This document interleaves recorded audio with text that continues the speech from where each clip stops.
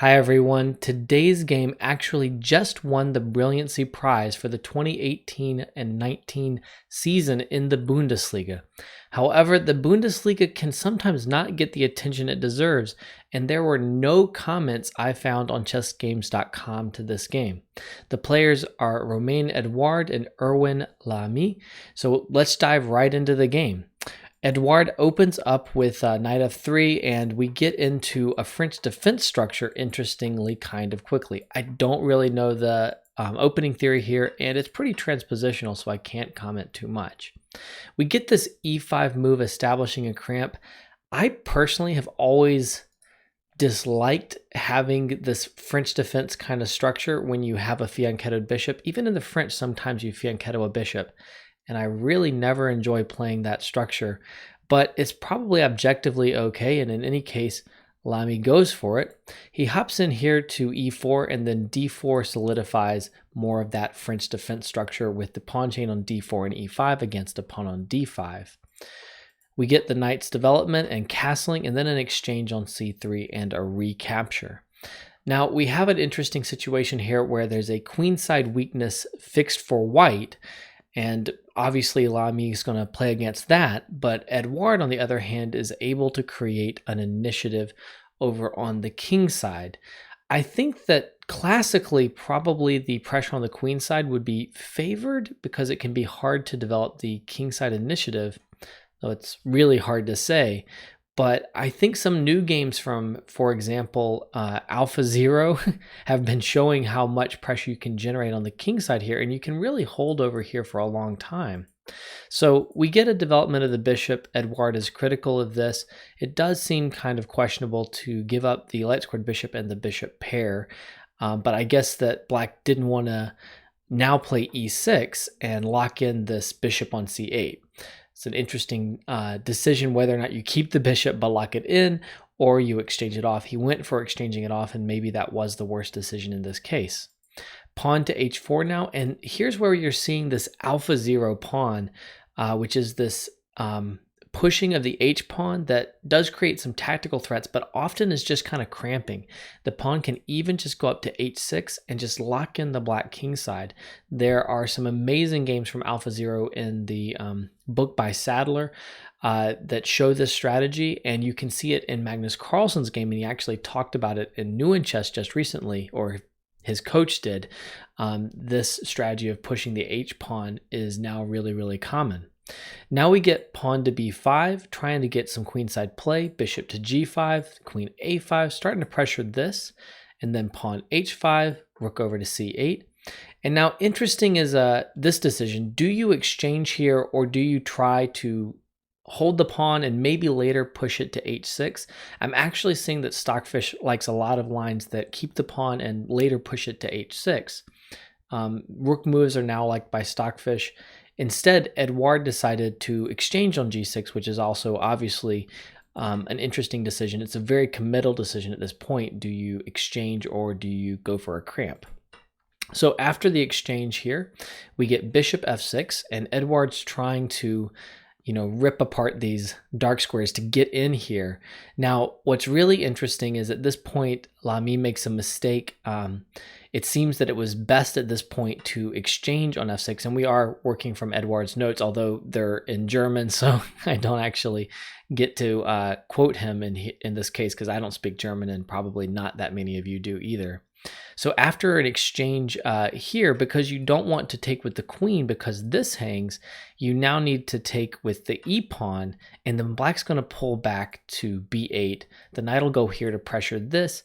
It's still very interesting. White is going to try to lock in this pawn and create mating threats. Meanwhile, he loses the c3 pawn. After queen up, you've obviously got this threat. The knight develops and attacks this pawn, so you can't swing in because you'll drop the pawn. And now you're going to get in pawn g5, and there's still a lot of mate threats over on the h-file, and it's kind of hard to say whether or not you're going to mate. But Stockfish does like white. This does seem to be, according to Edouard, preferable to what was played in the game, which was after bishop f6, the immediate knight b8, which instead of capturing an f6 right away, forcing the pawn to take, will allow the queen to come into f6, and it does so right away. And after king g8, you have to think that maybe L'Ami missed this next move, or if he didn't miss the next move, he might have missed something in the follow-up, because there's a really nice move now. We get bishop takes d5. Really love this move and this idea. The main point is that if pawn takes d5, then you just have e6, and you're actually just winning on the spot. Of course, if you capture, you just have a fork here, and you pick up the rook, and you're probably mating really, really soon as well. So if you can't capture, then you need to defend this f7 square, and there's only two ways to do it. You can try rook f8 right here, but then after takes, rook takes, you can grab here, and you're going to start swinging a rook in just a moment. For example, king over and rook over, and this is a mating attack. I really don't think you need to calculate too much here. A quick look should say that the fact that black is up a knight doesn't matter when these are out of play, and the rooks and the queens have such easy access to the black king. I think the analysis basically stops there. But if L'Ami had calculated bishop takes d5 earlier, he probably was relying on queen c7 here. Unfortunately, this does not work. It's actually losing by a hair, and the point is king g2 is really, really nice now. A quiet move, an easy one to miss. You just let this tension sit, and there's no way to challenge the idea of rook h1 and rook h8. For example, if pawn takes here, well, you're not going to take here, although that might work. You're just coming immediately with rook h1, and if queen g7, then queen takes. You pick up the rook on c8 yet again, and of course you're mating as well. So wonderful, wonderful attacking ideas. But it's not over. So after bishop takes d5, there is the move knight d7 here, leaving the bishop for a moment and hitting the queen over here. So now the queen snakes into e7. So if the bishop is captured, again pawn e6, and now it's actually a little bit easier because the knight is hanging, and you're winning right there. So actually rook e8 was played here. Now, interestingly, you can't take the knight, because if you take the knight, then this rook is actually just chasing the queen. The queen is stuck. She can't get out, not without letting the bishop go in a good situation for black. So you have to leave the, you have to pull back right here, leaving the knight alone.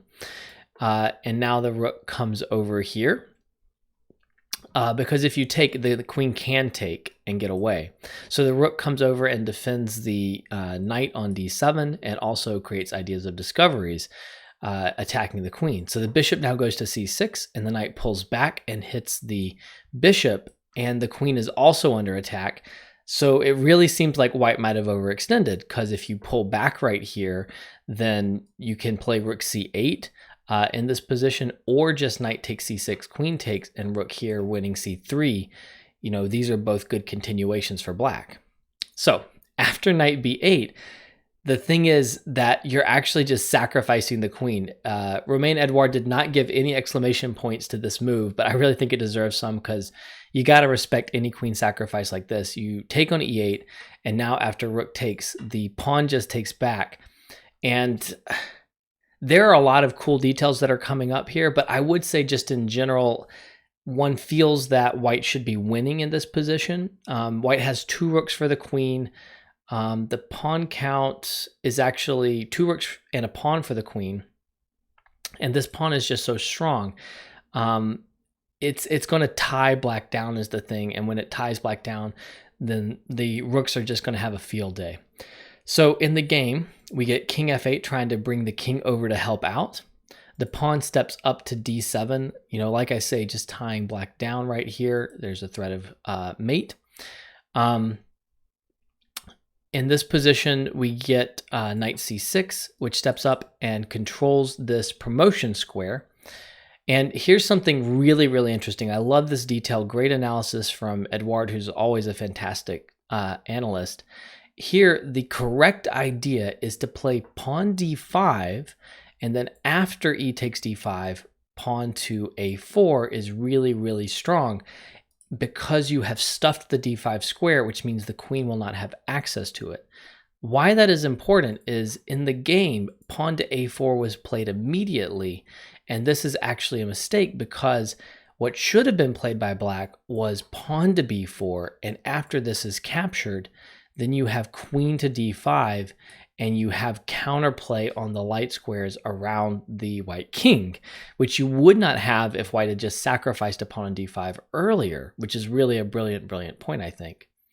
So instead, after a4, black took here, and maybe black had missed the next move. Otherwise, I think that L'Ami would have gone for pawn b4, but it's really hard to know.